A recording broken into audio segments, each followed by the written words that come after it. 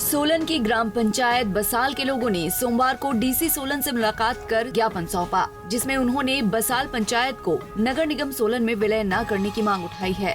लोगों का कहना है कि उनका अधिकतर क्षेत्र कृषि पर आधारित है, जिस कारण उनके हक मरते जा रहे हैं। वहीं ग्रामीणों की इस समस्या पर डीसी सोलन ने आश्वासन दिया कि उनकी मांगों पर विचार किया जाएगा और उनकी बात सरकार तक पहुंचाई जाएगी। बता दें कि पूर्व की सरकार में सोलन को नगर निगम का दर्जा मिला था। उस समय कुछ ग्रामीण क्षेत्रों को भी मर्ज किया गया था। साथ ही सरकार की ओर से आश्वस्त किया गया था कि ग्रामीणों के हकों को नहीं छेड़ा जाएगा, लेकिन उसके बाद से लगातार ग्रामीण इस बात का विरोध कर रहे हैं कि उन्हें नगर निगम में विलय न किया जाए। देखिए, ये आपको मालूम है कि पिछले काफी लंबे समय से हम एक प्रयास कर रहे हैं। गवर्नमेंट के साथ हमारा एक पहले से विवाद है। विवाद क्या है कि जो हमारे ग्रामीण क्षेत्रों को कारपोरेशन सोलन बनाने के लिए, एमसी बनाने के लिए मर्ज किया गया है, उनको लेकर हम पहले से गवर्नमेंट से बोल रहे हैं कि ये जल्दबाजी में लिया गया डिसीजन है, जिसमें कि कोई तर्क नहीं है कि क्यों उन ग्रामीण क्षेत्रों को जबरदस्ती कारपोरेशन में शामिल किया गया।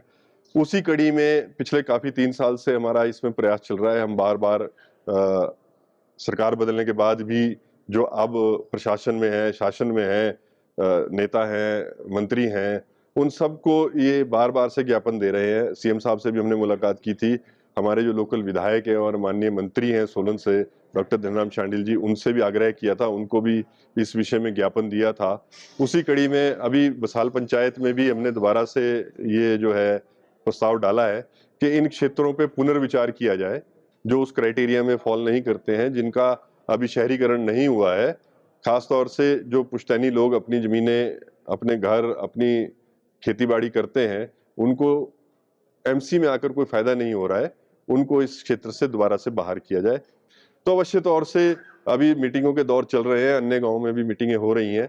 उसके ऊपर भी जो भी निर्णय होगा वो भी अभी आने वाले वक्त में आप लोगों के साथ साझा करेंगे, क्या डिसीजन निकल के आता है, कैसे किस प्रकार से इस लड़ाई को चलेंगे। ये लड़ाई अभी चल रही है, खत्म नहीं हुई है। ऐसा नहीं है कि कारपोरेशन बनने के कारण जो है हमने उसको छोड़ दिया है। हम अपना कार्य कर रहे हैं, सरकार को मौका दे रहे हैं। ज्ञापन दिया है हम लोगों ने कि जो हमारा ग्राम पंचायत का एरिया है वो नगर निगम में ना जाए, क्योंकि यहाँ के मुख्यतः लोग किसानी पे निर्भर हैं।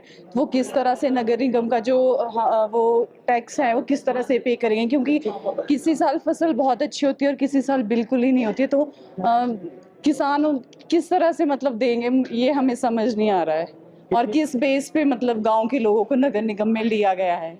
सरकार से डिमांड यही है हमारी कि एमसी में हमारा एरिया ना जाए, क्योंकि गांव के लोग मुख्यतः तो यही है कि टैक्स किस तरह से पे करेंगे, और कुछ इस तरह से कि हमारे मकान चले गए एमसी में और हमारे खेत रह गए हैं पंचायत में, तो किस तरह से हम कार्य करेंगे। ना ये लोग पंचायत के रह गए ना एमसी के रह गए हैं। आज हमारा ग्राम पंचायत का बसाल का एक डेपुटेशन जो है डीसी साहब को मिला और ज्ञापन हमने ये दिया है कि जो हमारे एरिया जो है वो जो कॉरपोरेशन में लिए गए हैं वो उसका प्रॉपर सर्वे नहीं हुआ है, और हमारी डिमांड यही रही कि उसका दोबारा से एक सर्वे हो और जो जेन्युइन लोग हैं जो है उसमें जो नहीं आने चाहिए, जो स्थानीय निवासी है और जिनका जो कृषि बेस्ड है, जिनका गौशाला और उसमें कृषि पे आधारित पूरा कारोबार है, उनको बाहर रखा जाए।